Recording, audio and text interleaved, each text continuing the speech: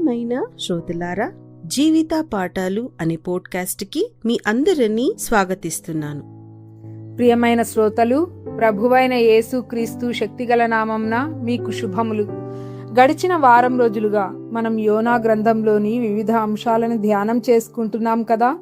ఈ చివరి రోజు మన ధ్యానాంశము దేవుడు పని మాత్రమే కాదు, మన హృదయాలను కూడా చూస్తాడు. ఈ రోజు ఇవ్వబడిన గ్రంథ భాగం యోనా 4వ అధ్యాయం. నీనెవె ప్రజలు మారు మనస్సు పొందగా దేవుడు వారిని క్షమించడంపై యోనా అసంతృప్తి చెంది కోపగించుకున్నాడు. దేవుని కృపను యోనా ఒప్పుకున్నప్పటికీ తనకు జీవించడం కంటే చనిపోవడమే మంచిదని అన్నాడు. సొరకాయ మొక్క ద్వారా దేవుడు యోనాకు పాఠం నేర్పించాడు. ఒక్క రోజులో పెరిగి యోనాకు నీడనిచ్చిన సొర మొక్క ఎండిపోవడంతో అతడు ఎంతో బాధపడ్డాడు. అప్పుడు దేవుడు, నీవు ఈ సొరకాయ మొక్కను గూర్చి జాలిపడితివి, నేను నీనెవెను గూర్చి జాలి పడకూడదా అని యోనాను ప్రశ్నించాడు. ఒక్క వాక్యంలో చెప్పాలంటే యోనా నీనెవెను మార్చడానికి వెళ్ళాడు, కానీ చివరికి దేవుడు యోనా హృదయాన్ని మార్చడానికి పనిచేశాడు. ప్రియమైన దేవుని ప్రజలారా, ఈ అధ్యాయం యొక్క ప్రధాన సందేశం దేవుడు మన పనిని మాత్రమే కాదు, మన హృదయాన్ని కూడా మార్చాలని కోరుతున్నాడు. యోనా దేవునికి విధేయత చూపాడు. అతని పరిచర్య విజయవంతమైంది. నగరమంతా పశ్చాత్తాపపడింది. దేవుడు వారిని క్షమించాడు. అయితే ఆనందపడాల్సిన యోనా కోపగించుకున్నాడు. ఉదాహరణకు, ఒక వైద్యుడు 100 మందిని రక్షిస్తాడు, కానీ మనుషులను ప్రేమించడు అని ఊహించండి. వైద్యుడి పని అద్భుతంగా ఉండవచ్చు, కానీ తన హృదయం ఆరోగ్యంగా ఉండదు. అలాగే దేవుడు కేవలం విజయవంతమైన పరిచర్యను, నిరంతరం పనిచేసే సేవను మాత్రమే చూడడు, తనను పోలిన హృదయాన్ని కూడా కోరుకుంటున్నాడు. ఈరోజు మనం దేవుణ్ణి ప్రేమించి విధేయతతో సేవ చేస్తున్నామా అని ప్రశ్నించుకుందాం. మనుష్యుడు బయటి రూపాన్ని చూస్తాడు, యెహోవా హృదయాన్ని చూస్తాడు అని వాక్యం చెబుతూ ఉంది. యోనా న్యాయం కోరుకున్నాడు, దేవుడు కరుణ చూపించాడు. యోనా వారిలో పాపులను చూశాడు, దేవుడు నీనెవె ప్రజల ఆత్మలను చూశాడు. తనకు కృప లభించడం యోనాకు ఇష్టం, కానీ ఇతరులకు అదే కృప లభించడం అతనికి ఇష్టం లేదు.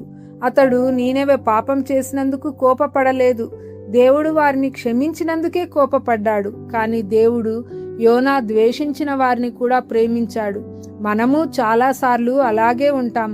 మనకు క్షమాపణ కావాలి, కానీ ఇతరులను క్షమించం. మనకు ఆశీర్వాదం వస్తే సంతోషిస్తాం, ఇతరులు ఆశీర్వదింపబడితే అసూయపడతాం. యోనా నీనెవె రక్షింపబడినందుకు ఆనందపడాల్సింది పోయి బాధపడ్డాడు. దేవుడు తను ఊహించిన, ప్రకటించిన విధంగా పని చేయలేదనే కారణంతో యోనా కోపపడ్డాడు. ఇతరుల ఆశీర్వాదం మనకు నష్టంలా అనిపించినప్పుడు అసూయ మొదలవుతుంది. యోనా 120,000 మంది ప్రజల కన్నా ఒక మొక్క గురించి ఎక్కువగా ఆలోచించాడు. స్వార్థం మన దృష్టిని చిన్నదిగా చేస్తుంది, కానీ దేవుని ప్రేమ మన దృష్టిని విశాలపరుస్తుంది. యోనా 4వ అధ్యాయం 6 నుండి 8 వచనముల ప్రకారం దేవుడు ఒక మొక్కను సిద్ధం చేశాడు, ఒక పురుగును సిద్ధం చేశాడు, ఒక వేడి గాలిని కూడా సిద్ధం చేశాడు. ఈ మూడింటిని సిద్ధం చేసింది దేవుడే కదా. కొన్నిసార్లు దేవుడు ఆశీర్వదిస్తాడు, కొన్నిసార్లు కష్టాలను అనుమతిస్తాడు. అలా చేయడం మన హృదయంలో దాగి ఉన్న దాన్ని బయట పెట్టడానికే కానీ మనలను నాశనం చేయడానికి కాదు. ఆ మొక్క యోనా మనసులో ఉన్న స్వార్థాన్ని బయట పెట్టింది. ఆ పురుగు అతని కోపాన్ని బయట పెట్టింది. ఆ వేడి గాలి అతని ఆత్మీయ స్థితిని వెల్లడించింది. చిన్న నిరాశల ద్వారా పెద్ద ఆత్మీయ సమస్యలను దేవుడు మనకు చూపిస్తాడు. రోమీయులకు 8:28 ప్రకారం దేవుణ్ణి ప్రేమించు వారికి సమస్తమును సమకూడి జరుగుచున్నవి. యోనా గ్రంథం దేవుని యొక్క ఒక ప్రశ్నతో ముగుస్తుంది. నేను నీనెవెను గూర్చి జాలి పడకూడదా అని దేవుడు అడుగుతున్నాడు. అయితే మనం దేవునికి దగ్గరవుతున్న కొద్దీ ఆయన ప్రేమించే వారిని మనము ప్రేమించడం నేర్చుకుంటాం. దేవుడు మన హృదయాన్ని మార్చడానికి ప్రతిరోజు మనల్ని మనం పరిశీలించుకుంటూ మనలో దాగి ఉన్న ఆలోచనలను దేవుడు బయట పెట్టనిద్దాం. తీర్పు చెప్పడం మానేసి కనికరం చూపిద్దాం. వారు ఇలా ఎందుకు ఉన్నారు అని అడగకుండా, ప్రభువా నీవు వారిని ఎలా చూస్తున్నావు అని అడుగుదాం. యేసుకు దగ్గరగా ఉంటూ కరుణ, క్షమాపణ, ప్రేమ చూపుటకు ప్రయత్నం చేద్దాం. మనం క్రీస్తుతో ఎక్కువ సమయం గడిపిన కొద్దీ ఆయనను మరింత పోలి మారుతాం.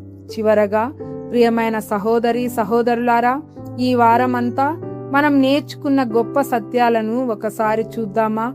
దేవుడు మనలను పిలుస్తాడు, తుఫానుల ద్వారా మాట్లాడతాడు, చీకటిలో చేసిన ప్రార్థనలను వింటాడు, రెండవ అవకాశాన్ని కూడా ఇస్తాడు. కానీ అన్నిటికంటే గొప్ప సత్యం, దేవుడు మన హృదయాన్ని మార్చాలనుకుంటున్నాడు. తన హృదయాన్ని ప్రతిబింబించే సేవకులను కోరుకుంటున్నాడు.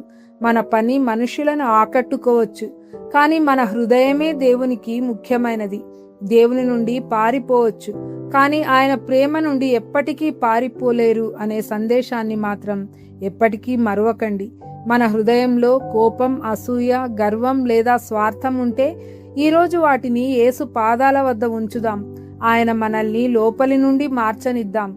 ఎందుకంటే దేవుడు మన హృదయాన్ని మార్చినప్పుడు మన జీవితాల ద్వారా ప్రపంచాన్ని కూడా మార్చగలడు. దేవుడు ఈ సందేశాన్ని వినిన ప్రతి ఒక్కరిని ఆశీర్వదించి తన మహిమ కొరకు ఉపయోగించుకొనుగాక. ఆమెన్.